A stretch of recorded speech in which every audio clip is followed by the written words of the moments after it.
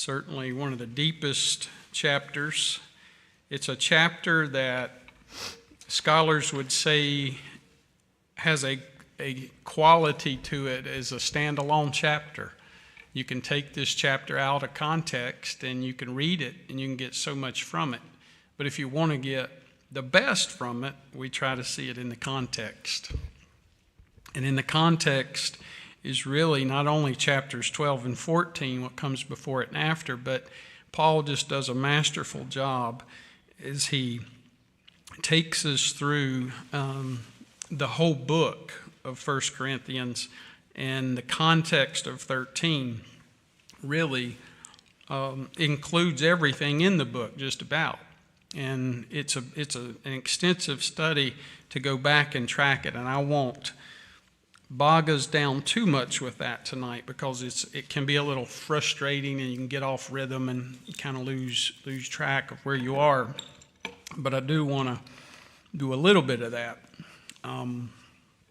When we look at 12:31, which is the last verse in the preceding chapter, and then we look at 14:1, which is the first verse after, there's a perfect bracket, what we would call an inclusio.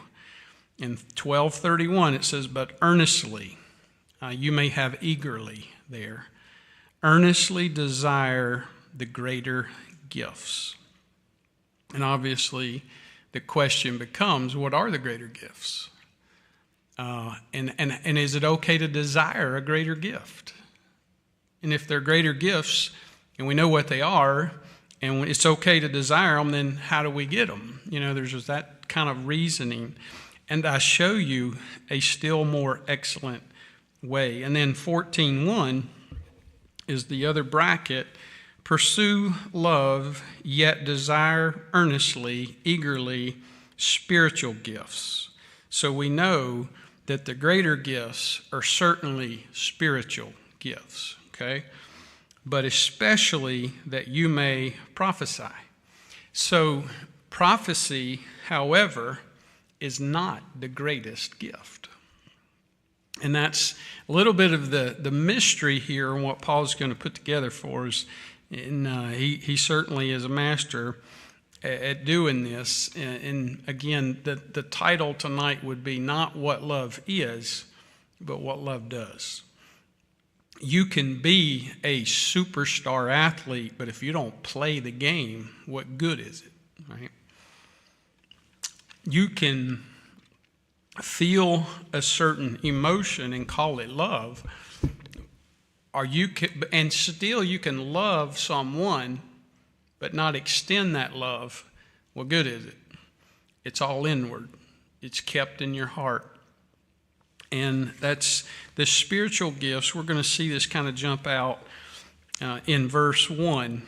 If I speak with tongues of men, the first thing, and I know I don't want to confuse the matter, but if you go back, he's talking to them, basically. But all of a sudden in 13:1, he goes into the first person. He makes this very personal. If I speak with the tongues of men and of angels. Now the tongues of men is easily language. The tongues of angels, we don't know what the tongues of angels are. We're not privy to what in the world they're doing up there. We know in the book of Revelation, when they're singing and praising and worshiping, there's different things. We know in the end there's going to be an angel that's going to fly through the earth preaching the gospel. But it seems that Paul is going to some great extreme to bring the emphasis here to say, even I, Paul, if I speak with all the languages, and even if I was able to speak like an angel, all right, that's pretty big stuff, but do not have love, I have become a noisy gong or a clanging cymbal. Now this is basically, if I, Paul, Pharisee of Pharisees, triple PhD as I try to say it, tribe of Benjamin, the man, even if I could speak the languages of all men and even the language of angels, if I lack love, everything I say and do is basically noise. But Paul, you are a great church planner. You're a great evangelist. You're a phenomenal preacher. You work miracles. But if he does all of that and does not have love, it means nothing. I wonder how much mission work and ministry is done without any love. It's just noise. It's just the banging of cymbals. You ever tried to talk when somebody's banging? I tried to get Jim Orr to do something on the piano when I preached this on a Sunday morning. He would not do it. He tickled me. He was like, "Oh no, I'm not doing that." I said, "You don't have any cymbals or anything?" Jim's not going to mess with it. He's like, it's orderly. It's going to be right. So I'm going to have to set something up next time. Bring out some cymbals. But if I speak with all the tongues of men and angels and I don't have love, I have become a noisy gong, a clanging cymbal. There's a couple of different ideas here. I don't know that we know for sure. I think we take it literally is probably the safest thing. There are some ideas that this was sort of like the Roman theaters would have this vase sort of thing, and they kind of had almost a technology where they would use that, and it would actually amplify the speaker.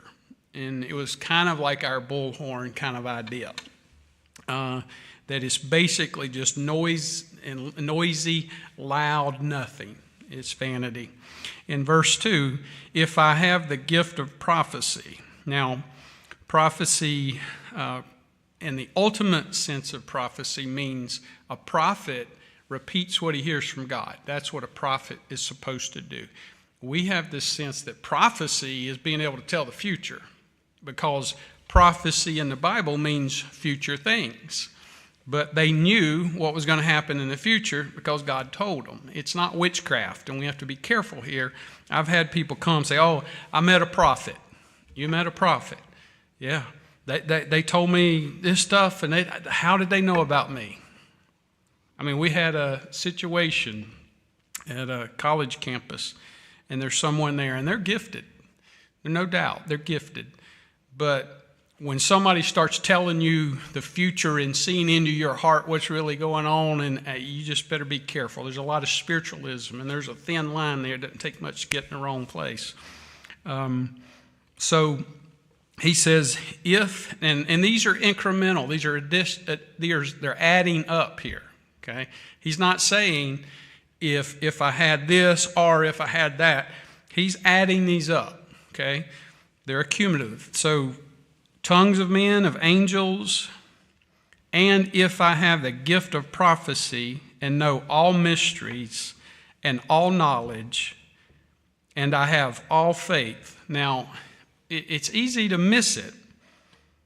This word all is another exaggeration. Paul is just doing a masterful job in the way he's writing this. He's saying, look, if I had all the tongues, the languages, I had angelical language and ability to communicate, and if I had the gift of prophecy, and if I know all mysteries. This means if I know all the things that God has to teach us.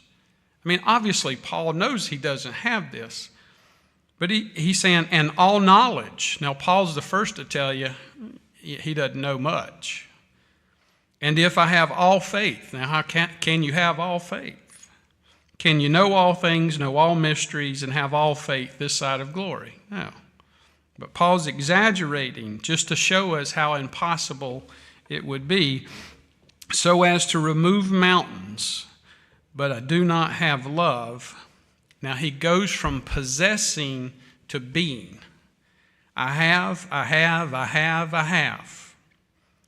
And he says, I am. He's saying if I can do all of that and I have all of that, all the prophecy, I know all the mysteries, and I can speak and preach those mysteries, and I have all knowledge of God. That's where all knowledge, that's the only person, or that's our God who has all that knowledge. And if I have all the faith, and I can remove mountains, and I don't have love, in my true essence, I am nothing. Now, he goes on to say in verse 3, and if I give all my possessions to feed the poor.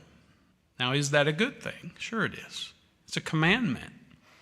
It's a great virtue. It's sweet. It's kind. It's like Christ. He gave all. But he's saying, even if I gave all my possessions to feed the poor, and I surrendered my body to be burned. Now, there's some debate about that and what it means. I think we take it literal and go with it. But some people say that means boasting. I can't find it. But we'll go with what it says.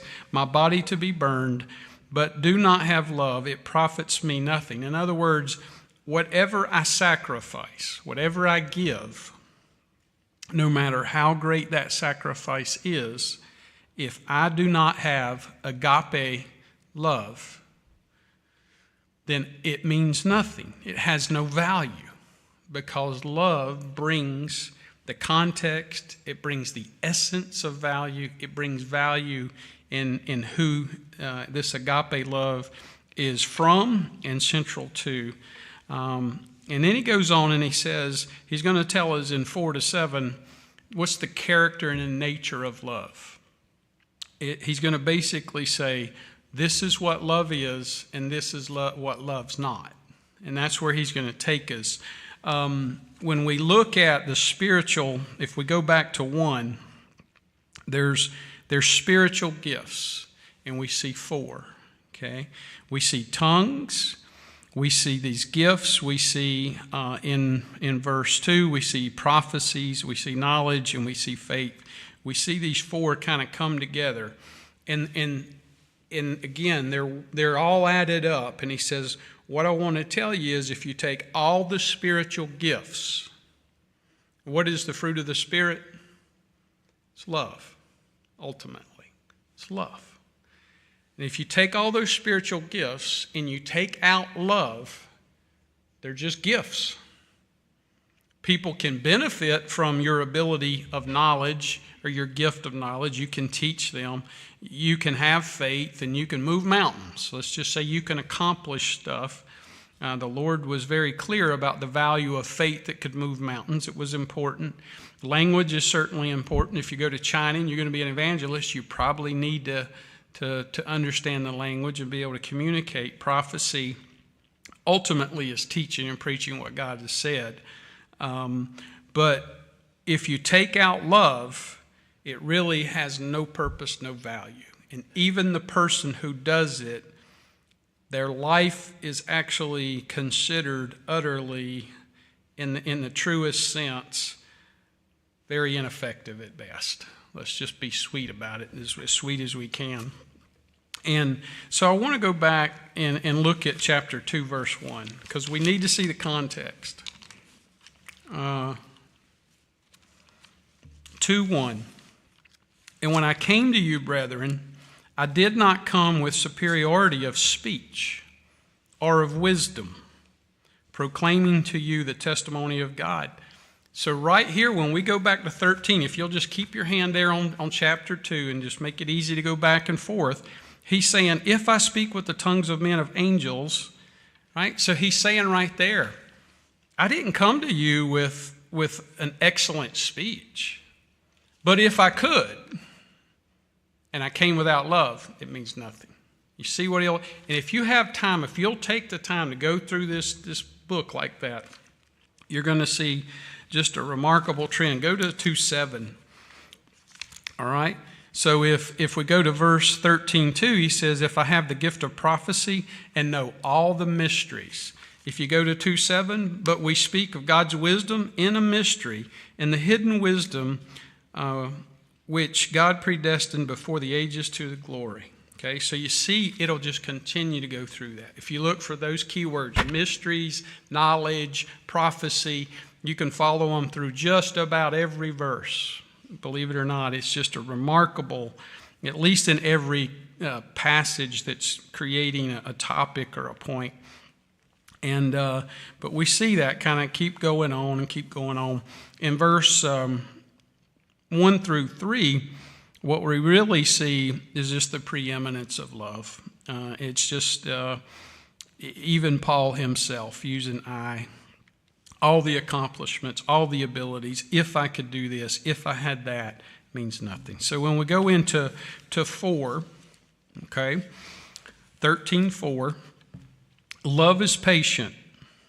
All right, that doesn't mean, it's kind of like a story I remember hearing about a dad, and he had this little guy in the buggy at the grocery store, and the little boy was just a mess. I mean, he was showing out. And this lady was kind of watching him. And the daddy was saying, now, little Donnie, it's okay, son. It's okay. Donnie, just be patient. Donnie, don't get upset. Donnie, it's okay. And it just kept on. Finally, this lady went over to him. She said, sir, I just want to tell you, I am so impressed with your patience with Donnie. He said, that's Danny. I'm Donnie. You know, it's us, that this is toward, really. The word there really means to be long fused. It means a slow burn. Now, Paul just has a way of just kind of knowing where to get us. As soon as he transitions from all these wonderful spiritual gifts and all these wonderful things we could long for and strive for and try to achieve, I mean, if you got to heaven and you had mastered all the languages of earth, of man, which is impossible, all right? Let's just say you mastered 4 or 10. And you had some ability to speak as wonderful as an angel, whatever that language is, and that you had the gift of prophecy, all mysteries, all knowledge, and had all faith, and you had given every possession you had ever owned to feed the poor and the needy. You had actually laid down your life to be burned. But when you got to verse 4, the Lord could show you a picture of your life, and the header would say, impatient. The picture's not good. This patience means there's a reason. He says, let me tell you what love does. It's not what love is. It's not a feeling. Patience implies that you are being tested and formed and tried by people that are almost impossible to be patient with. This doesn't mean being patient with Nancy Shin. The devil can get along with Nancy. This means people that get under your skin and drive you crazy. Paul, it's just unfair. But, we need to know it. It's important, John, that you know this because, see, this is the rule. This is the measurement. You can do all that. You can have all those gifts. You can have all those talents. You can sell your possessions. You can lay down your body. But verse 4 is going to give us the character of what love is. Is Christ patient with us? Of course he is. Love is patient. Love is long-fused. Love is slow burning. This doesn't mean that you tolerate either. We can't get off the hook here. I tried, and every time I dug deeper and I tried it, it's not there. It doesn't mean that you bite your tongue. Burning is in the heart. It's in the innermost. It's down there, even below where your intestines are. It's a little place. The Chinese talk about qi and aura and power and energy and things coming from. It's kind of in the center of how you move and all kinds of different things. It's just deep down inside. And it's just saying love is that part of you when it's the most trying, but yet, get this, you pursue it with great passion. Now, I don't know about you. I fail miserably with this. I mean, he just has to start verse 4 with that. I mean, why can't you put that at the end where I don't have to preach it? You know, I can just end with, hey, be patient with one another, just be kind. No, he just says, okay, you want to know what really matters? Verses 1 through 3, if you have all that and you don't have love, sorry, big zero. And by the way, if you want to know what love is, it's patient. Deep down inside, you are passionately pursuing love. You are passionately pursuing patience. Love is kind. There was a story about the Gerber family, the Gerber company, and a guy named Raymond Dunn, I believe, and he was born mentally disabled. And he was blind, he couldn't speak, it was a horrible situation. He would have up to 20 seizures a day, and there was one thing that he could eat without an allergic reaction, and it was a certain meat-based Gerber baby food. Well, they stopped producing it. And the mother went out and bought all she could, and she got him through 5 years with just the excess inventory she could get. And the company didn't make it anymore, and she got in touch with the company. And volunteers inside that company decided they would volunteer hundreds of their own hours to pull all the equipment out and set up a production line, and they would make this baby food just for this one boy. And they did that for 5 years before he passed. And they said in his bio, kindness. That's the sort of thing that's just pictured here. That what is Raymond going to do for those people? He's utterly incapable of paying them back.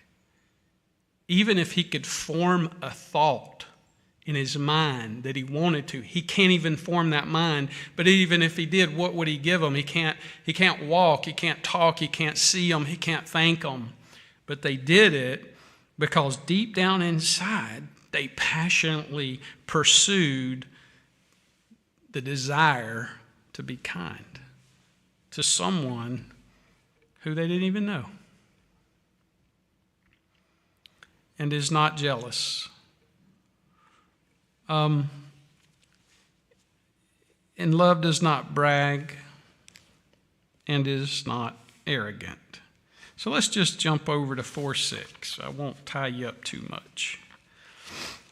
4:6, now these things, brethren, I have figuratively applied to myself and Apollos, and for your sakes, so that in us you may learn not to exceed what is written, so that no one of you will become arrogant in behalf of one against the other. Okay, what had happened is they started getting favorites, and they started to become arrogant. And the whole point in showing you a little bit of this is to show you the context that Paul's not writing in theory what the Corinthians are tied up in. He's already covered in the 12 chapters before this. I mean, methodically, he's gone through and he says, this is what you're guilty of. This is what you're guilty of. This is what you're guilty of. This is what you're doing. I know it is. I've got word. I'm coming. I hope you don't let me find you that way, because I will come with a rod, or I will come with tender love and mercy.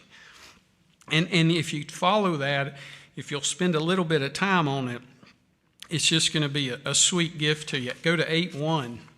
Now, concerning things sacrificed to idols, we know that we all have knowledge. Knowledge makes arrogant, but love edifies. So if we go back up to 13:2, if he had all knowledge. And by the way, in 13:4, love's not arrogant. And he's saying, if you piece it together, this love is not jealous. So the opposite of that is, when you love someone, you trust them. I mean, I have seen people ruin their relationship because they can't get over jealousy.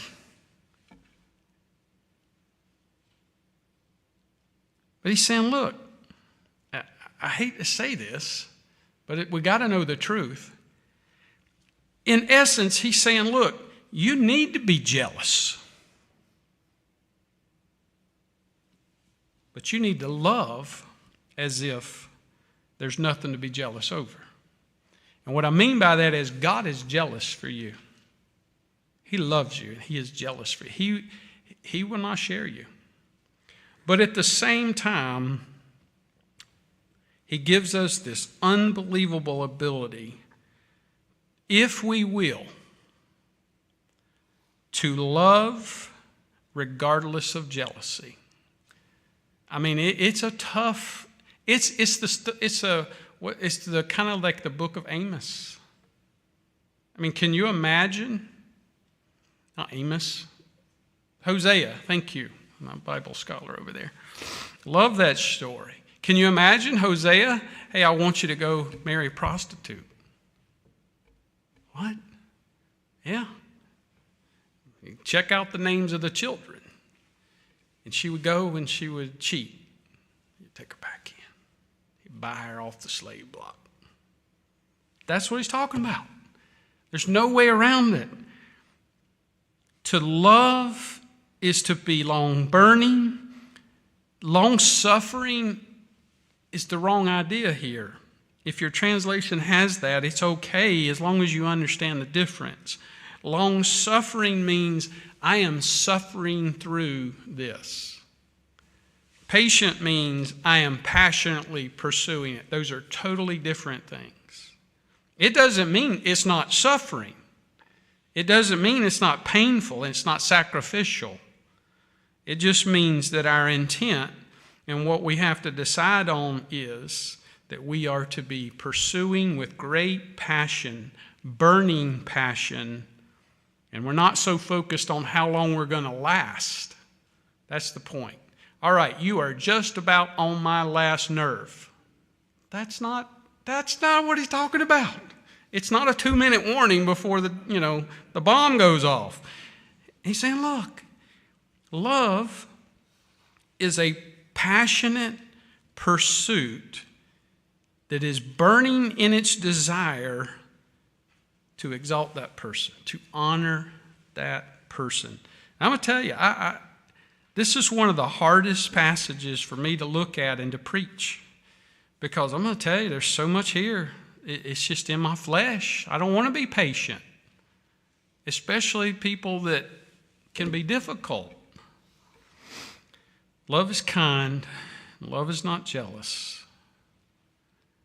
Love is loving even if you're Hosea.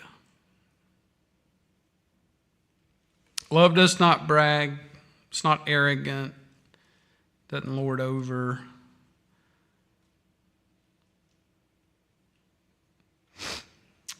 Some more cross references. Let's go for sake of time. Let's keep going. Does not act unbecomingly. If you go back, just not far back, it's 4:18 or 5:1, I can't remember. We can go and look. 4:18, now some have become arrogant as though I were not coming to you. That's where he's warning them. But I will come to you soon if the Lord wills, But verse 5:1, it is actually reported that there is immorality among you, an immorality of such kind as does not exist even among the Gentiles, that some has his father's wife. That's unbecoming. That's dishonorable behavior of immorality. That's what he's saying.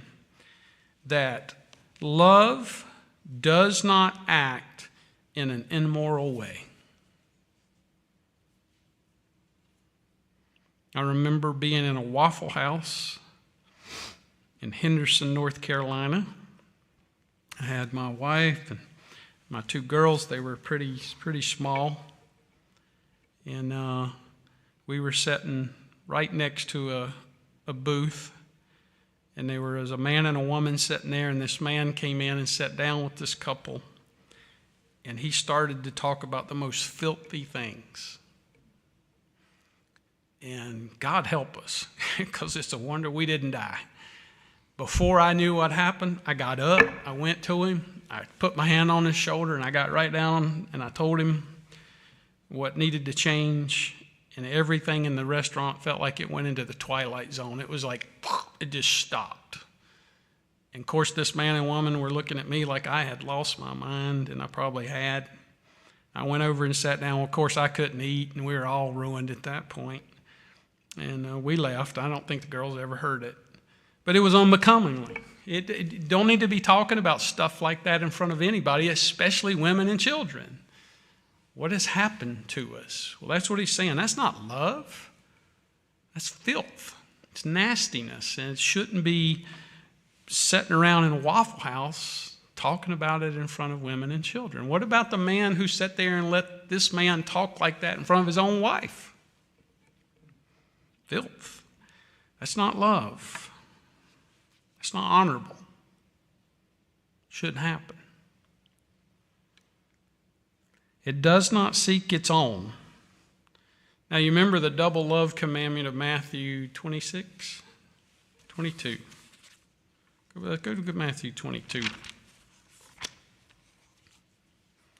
Teacher, which is the great commandment in the law? Verse 36. Matthew 22:36. Which is the great commandment in the law? And he said to them, you shall love the Lord your God with all your heart and with all your soul, with all your mind. This is the great and foremost commandment. The second is like it. You shall love your neighbor as yourself.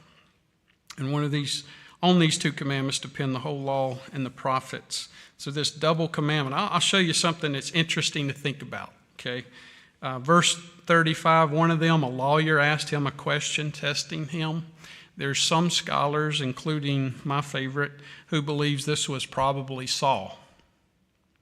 Don't know. It's the Pharisees. How he knows that, how they come up with it, I think it's probably an assumption. It's interesting to think about, not biblical, I can't prove it. But he certainly would have been a man of the law. He was a Pharisee of Pharisees.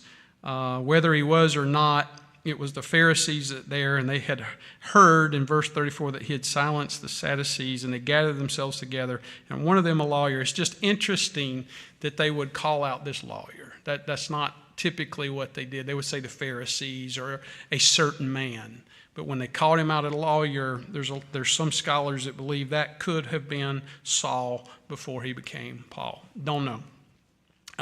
But here is Jesus giving us a double commandment. If you go back in the first 12 chapters and you follow that double commandment to love the Lord and to love thy neighbor, it's all in there. You'll see it say they were doing this, and for example, they were, go to 8:1. Might as well just take you a little more off track, but it's worth digging into. So chapter 8, just to show you what I'm talking about, all right, for the double commandment, verse 3, but if anyone loves God, he is not known by him. Okay, you're eating things sacrificed to idols in verse 4.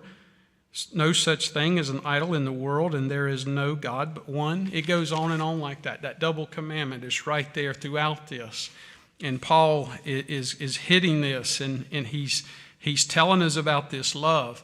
The greatest two commandments that Christ gave us, to love the Lord, to love our brother. And that's a great theme here in the context of chapter 13, okay? But at verse 5, again, it does not act unbecomingly. It does not seek its own. That implies that this brother, well, first of all, let's start with preeminence. Christ is the preeminent. We obey his will. We obey his word. Not our will, not my will, Father, but your will. Let thy will be done. Christ, whatever your will is. And our brother in that double commandment, love the Lord thy God, love our neighbor. Our neighbor here, it's a little more general and collective, does not seek its own. And so love is not, again, this feeling. It's what it does. What's the result of it? When it doesn't act unbecomingly, it does what? It honors. And when it does not seek its own, what does it do? It seeks the other's benefit. There's a pastor we used to listen to. He said, love is, I want what's best for you. Lust is, I want what you have that's best for me. It's a pretty good way of putting it. But love, what it does is, does not seek its own. It seeks the betterment of that other person. Is not provoked. Provoked. It brings in that saying where when Paul said, well, when the word says that when you get slapped, you turn the other cheek. Okay, you remember the passage? If you look at that carefully, most people are going to be right-handed. And what that means is for you to be struck on the right side of your cheek, it's going to be a backhand. That was the ultimate dishonor in this day. Okay? If somebody's going to slap you with their right hand on the right cheek, they're going to do it with a backhand. It was a horrible dishonor. And what he's saying is, when that happens, you're to give him the other one. Not talking about literal here necessarily, could be. But he's saying this is not just not being provoked by the people you love and you live with and they're kind and friendly. It means love for the Lord above all, and love in a general sense toward your brethren, mankind, especially brethren in the church. It's not provoked. It doesn't say easily provoked there in my translation. It's not a matter of holding it in either. That's an important part. Yes, we are to have discipline, but what we are to do is what Paul's really doing right here. He's saying, look, I'm going to give you a way to live. I'm going to give you a way to live, and if you live this way, this is the result of love. And it starts with loving the Lord with all our heart, mind, everything, right? And that's where we get all things are possible through Christ. We can't do this. It's impossible. Our flesh does not react this way. Our flesh says, I want vengeance. I'm going to get them back. There's a passage where we're told to heap coals on our enemies. And everybody says, yeah, that sounds good. We don't know the context. That means in that day, the only way you could cook and stay warm was a fire. And that means when they would come to your house and you would have coals in your fire and they were hungry and cold, that you would take enough of heaps and you would put it in their basin. And by the time they got home, it would still be hot enough for them to cook immediately, to eat, and to get warm. It's not vengeance, never has been. And that's what Paul is saying right here. Look, you don't need to be provoked. Provoke means to take an action. It means to react. I always said, if I have 3 seconds to catch myself, most of the time I can keep my mouth shut. But those 3 seconds are tough. I have gnawed the tongue out of my mouth before. I remember one time we went to a youth event up in Asheville. And we weren't in a church that really was compatible in a way for our youth desires, for our children. And we had some friends up there, had a good country church, loved the Lord, and we didn't fit in all that well, but they were sweet people, and we had a great time. But we'd go up, and I got a hotel because it was late at night on Friday, and it was a long way back. And we went into Asheville on a Friday night. And we had to park it seemed like 5 miles, and I had dress shoes on. I was tired dragging a piece of luggage, and we walked, and we got in there, and there was nothing but a big party going on in the lobby. And they were having alcohol right there, right at the desk, people getting on the elevator, and I got a wife and 2 daughters. I'm like, man, I'm already getting aggravated. And we get up to the desk, and this, I don't know, interesting fella just says, I'm sorry, we don't have a room with the 2 beds, but we have a bed and a sofa. And I'm going to tell you, I was not patient. I was not kind. I was arrogant. And I was embarrassed. I mean, I didn't cuss him, but I might as well have. Those 3 seconds didn't work. I just said, look, it's ridiculous. I ordered it. I mean, I said it online. That's what it said. You know, I told him how many points I had with how important I was, you know, all that. Arrogance, pride. I hope the girls have forgotten that. It's been a while, maybe not. They've got other stories. It's tough. It's tough. It's one of the biggest battles. This passage right here, if you can take this home and we can implement it, I don't know. I just think it makes a big difference. I know it does. It's not easy. And you know what happens when you don't get enough sleep?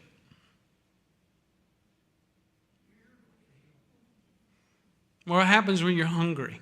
All the men. I get ill as a hornet when I haven't eaten. When I get hungry, I'm transformed. I mean, Elizabeth and I had been dating a little while. And she has this sweet, kind way of saying it, but we're riding down the road. She's like, I just can't believe how different you are when you're hungry. I was like, well, what are you talking about? I don't know, you just kind of get real quiet. That's just flesh. You know, what about those missionaries that are out there suffering, dying, their family are dying? I don't know. We got a lot to learn. I'm like Paul. This is first person. Does not take into account a wrong suffered. Now, just when you thought it was hard, do you kind of have an accounting sheet, right? And you got a list, and you got, maybe it's just one name, or maybe it has 50 names on it. I mean, I've got a handful that I have a struggle with.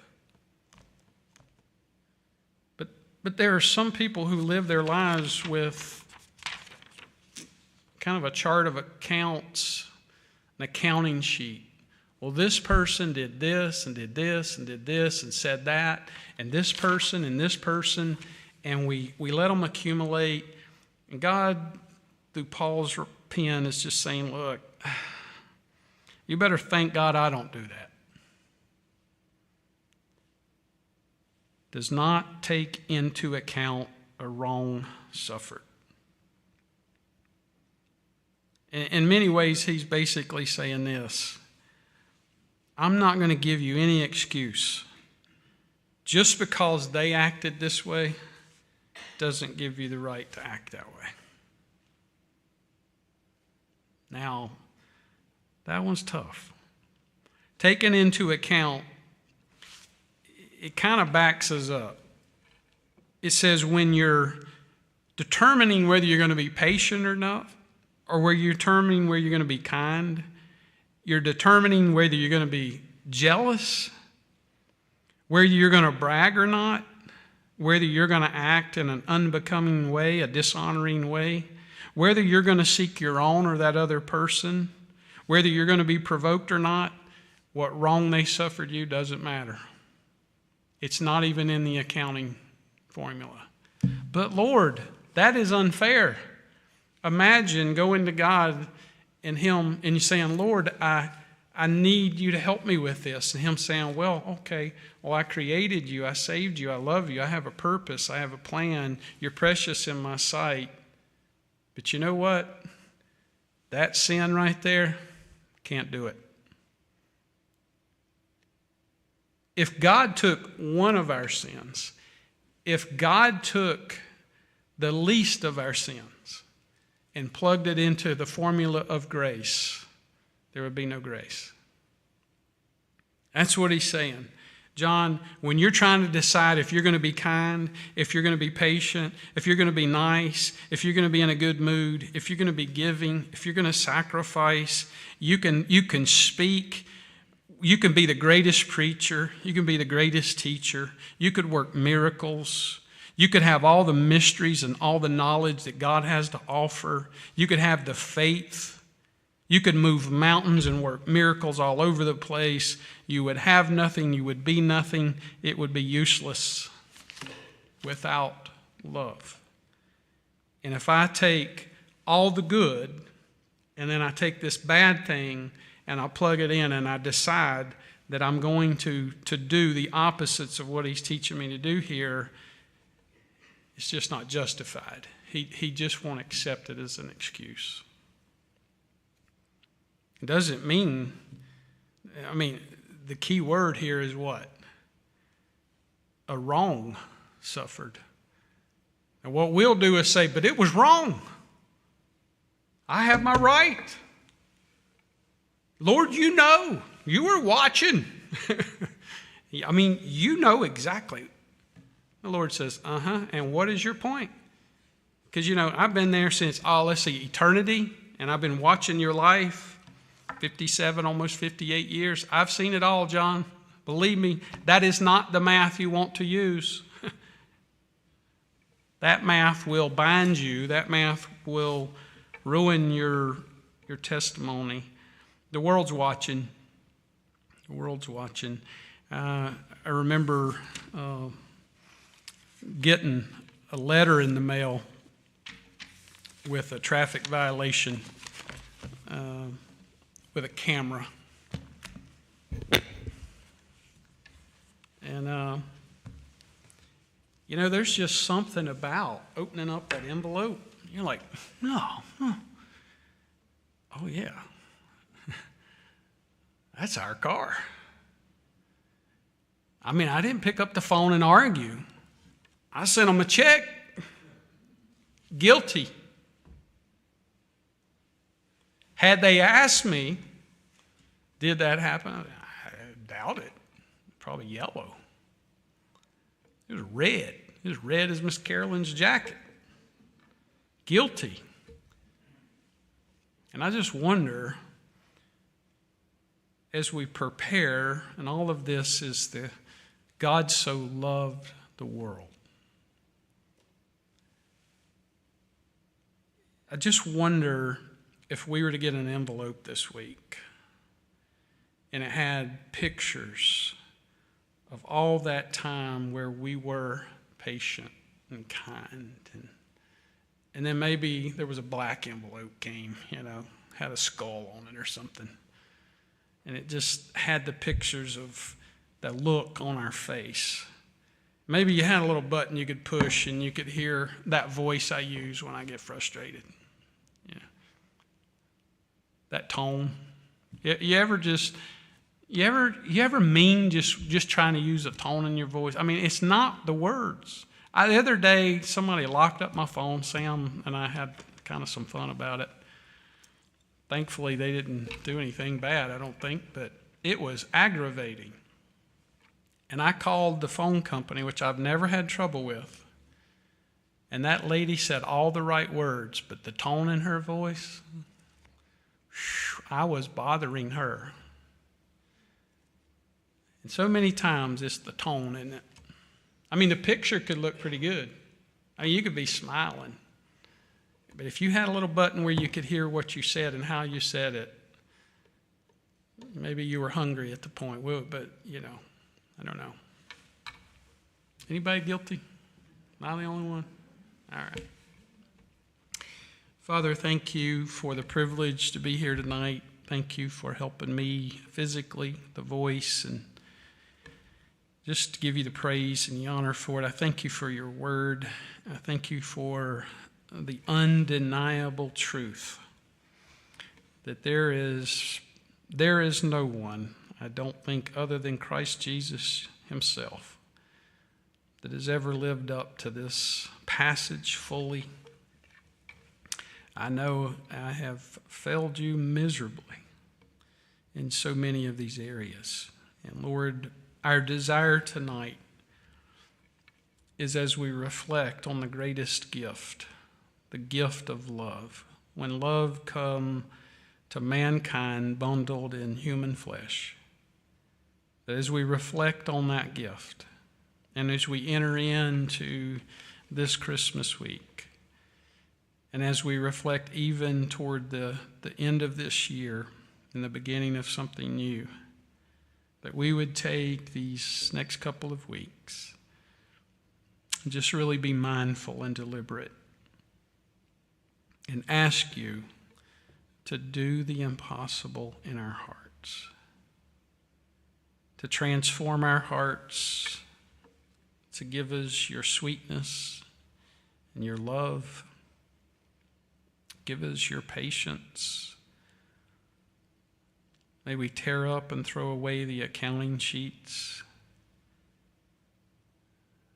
Could we possibly just pour out heaps of life-giving warmth and coals upon our enemies? We all need to be broken, to be changed. We just ask you to show us what those areas are. Move in our hearts in the power of the Holy Spirit. Reveal to us where we're too hard, too rigid, too legalistic, too judgmental, so full of ourselves. Let us boast in this. Let us boast in the gospel. And all God's people said,